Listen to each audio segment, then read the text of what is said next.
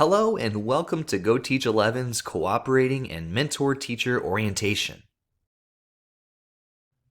In this video, we'll share some background information about what it means to be an intern or clinical teacher. We'll identify 3 assignments that we'll need your assistance with, and we'll discuss how to support your intern or clinical teacher throughout the teaching assignment. First off, we want to thank you for helping our intern or clinical teacher. Stepping up to be a mentor or a cooperating teacher can seem like a daunting task. Don't worry, we hope to make this experience as simple as possible so that you can still bring greatness to your classroom while sharing your wisdom to help guide our teaching candidates. The length of clinical teaching for student teachers is 14 weeks or 70 full school days.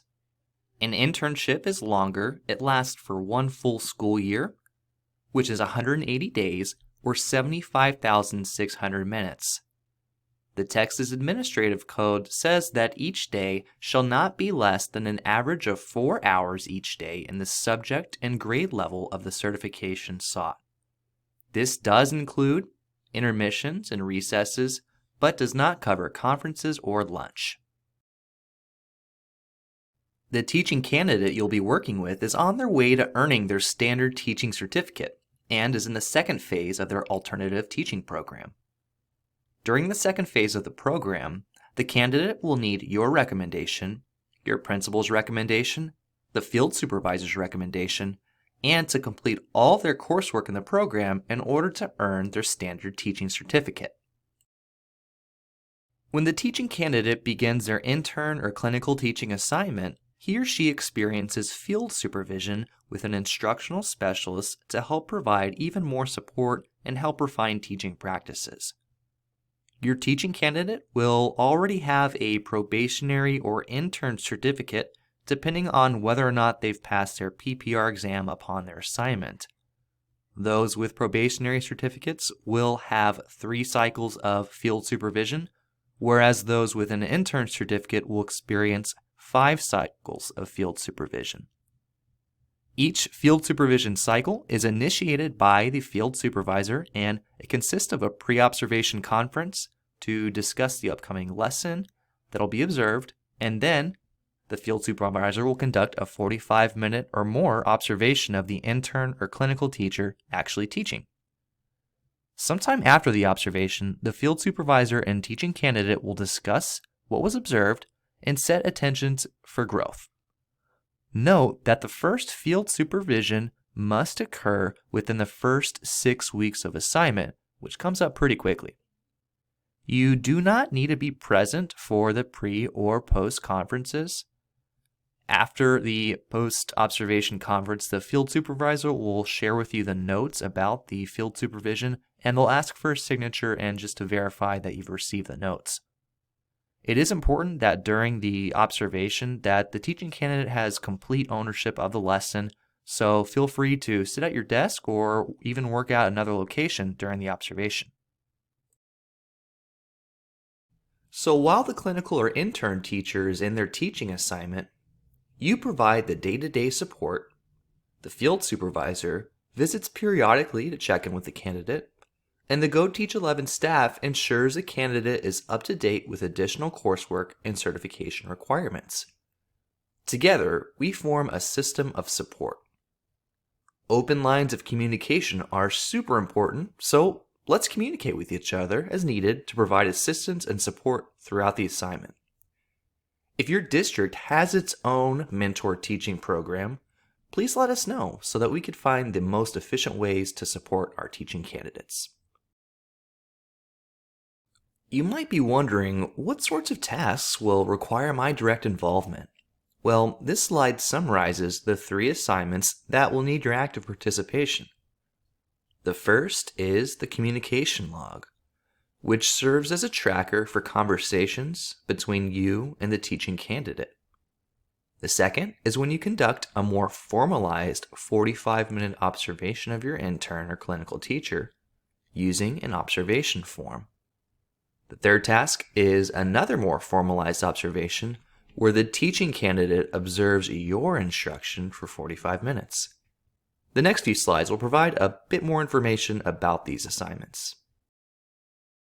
Here we have an image of the communication log, which should be attached in the email where you are linked to this video. You and the teaching candidate will use this tracker to log in the approximate time and topics of conversation between the teaching candidate and yourself.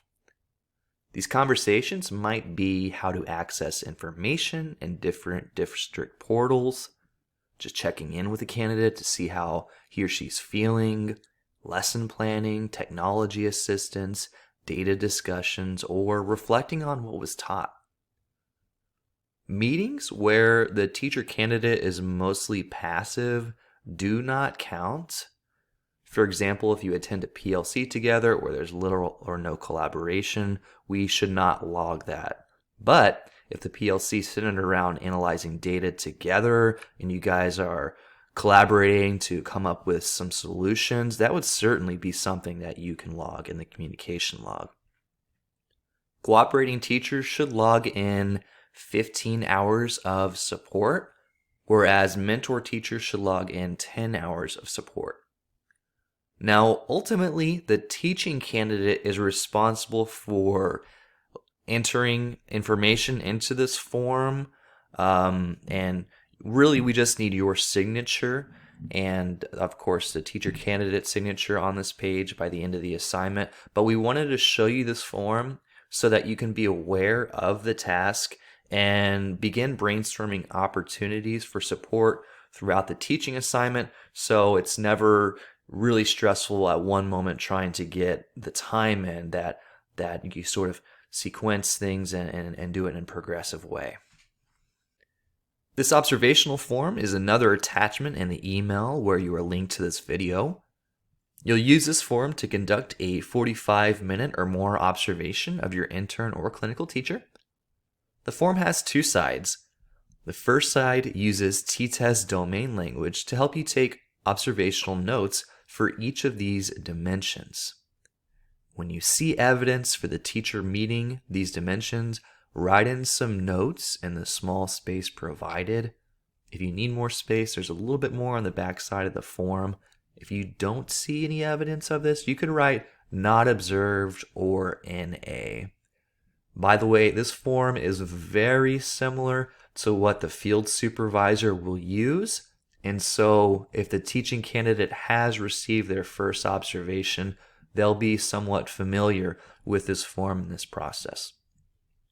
So after you conduct the observation, you will reflect with your teaching candidate to help determine areas of strength, one or two areas of strength, and then one or two areas of growth or refinement.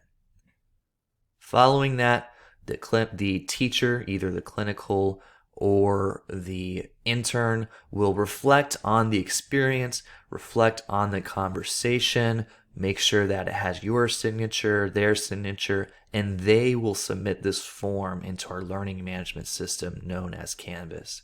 So again, you don't need to submit this, but obviously you will need to conduct the observation using the form, pass it along to the clinical teacher so that they can submit this just like they submitted the communication log.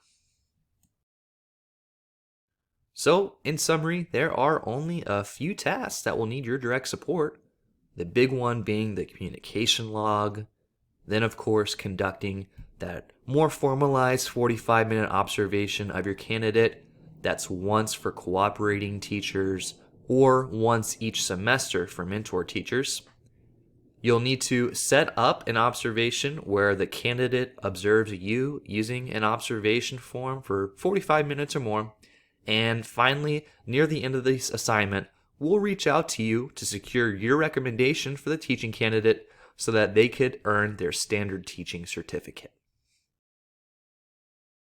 Other than the assignments we've mentioned, you might be wondering how else you could support your teaching candidate. I'm sure you recall just how intense a first year of teaching could be. Thus, your candidate might need help staying positive and maintaining a healthy concept of self-worth. Any motivation, cheerleading, or words of encouragement you might provide will help them persist through the peaks and valleys of the school year. You're in a great position, the best position actually, to provide advice for classroom procedures and instructional routines that might or might not be specific to your campus. If your teaching candidate is lacking in these foundational pieces, ask if they'd like to hear a recommendation you might have. Taking on a mentoring role will provide you an opportunity to practice your instructional coaching skills. Help identify what your student teacher or your intern teacher is doing well. This will help them feel successful and gain confidence in their practice. Try not overloading them with too many areas for refinement at once. Instead, help them reflect to set small, manageable goals that will make the biggest impact on students' learning. Your candidate will continue to attend professional development in phase 2 of the program, but you're in an excellent position to share content-specific strategies, materials, and work on your own ability to lead others through coaching and mentoring. Taking on this role puts you in a position to directly impact the professional trajectory of another adult. That's pretty cool. There's lots of rainbows, lots of sunshine in this process, but of course there are some potential roadblocks that could inhibit the effectiveness of this experience. I'm sure you have concerns about how you might manage the requirements for the communication log. One recommendation is to just be intentional about when and what you talk about with your teaching candidate. Take some time early on and use a calendar to sort of pace out the collaboration throughout the teaching assignment. It's important to note that becoming a master teacher, of course, does not happen overnight. Although your student teacher may have several areas of weakness, try limiting the focus on one or two aspects of teaching at a time so that the growth could be bite-sized, manageable, and impactful. It really isn't realistic to expect the teacher to fix everything or address all the issues at once. We need to help them feel confident, realize it's normal to struggle a bit, and it's okay to be a developing teacher. Facilitating a healthy mentoring relationship does require a degree of trust. Just be strategic about what you share with colleagues regarding your teaching candidate, being cognizant not to breach the trusts by telling others confidential information. As an experienced teacher, you may have the answers to a lot of the candidate's struggles or problems. You'll want to find a balance between helping the teacher finding their own solutions and providing guidance when it's prudent to do so. Ultimately, we want to help the candidate's ability to problem solve by pointing them in the right direction, helping them reflect and set goals through questioning. If we give them the solution every time or provide lesson plans for every lesson, we're not really doing a good job at helping them gain independence. We hope that you and your teaching candidate's personalities and work styles mesh, but it's possible that conflict will arise. Just know that if for some reason the teacher doesn't seem to be getting it or doesn't seem to be putting in the work necessary to work towards quality teaching, do not hesitate to contact the field supervisor or Go Teach 11 to voice your concerns so that we can work together and really just determine the best way to move forward and facilitate growth.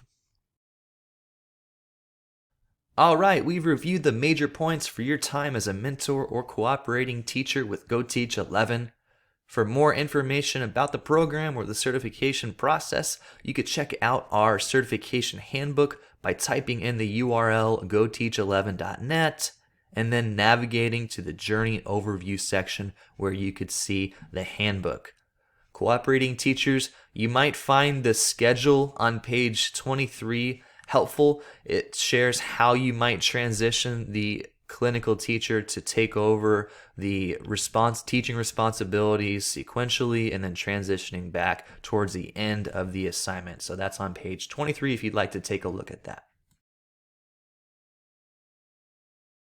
Thank you for watching this video and taking part in the journey of another educator. You could contact us at GoTeach11 at 817-740-7614 or by sending an email to searchservices@esc11.net. Thanks for watching this orientation.